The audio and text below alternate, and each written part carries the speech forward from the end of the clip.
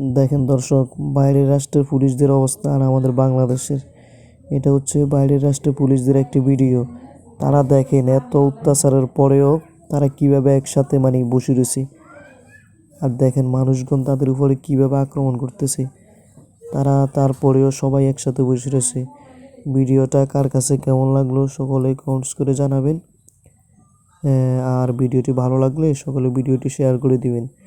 আপনার একজনের কারণে আরও মানুষ দেখতে পারবে, আপনার একজনের কারণে মানুষ আরও দেখতে পারবে। ভিডিওটা সকলে শেয়ার করে দিবেন। দর্শক শেষ পর্যন্ত দেখুন আরও কি হয়। এই যে দেখুন তারা কীভাবে আক্রমণ করতেছে। এই যে পুলিশ বাহিনী সবাই একসাথে সবাই বসে রয়েছে। এদের দেখেন একটা লাঠির আঘাতও পুলিশ বাহিনীদের গায়ে লাগতেছে না।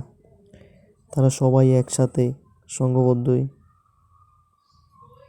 দেখেন এত অত্যাচারের ফলে ভিডিওটা সকলে শেয়ার করে দেন।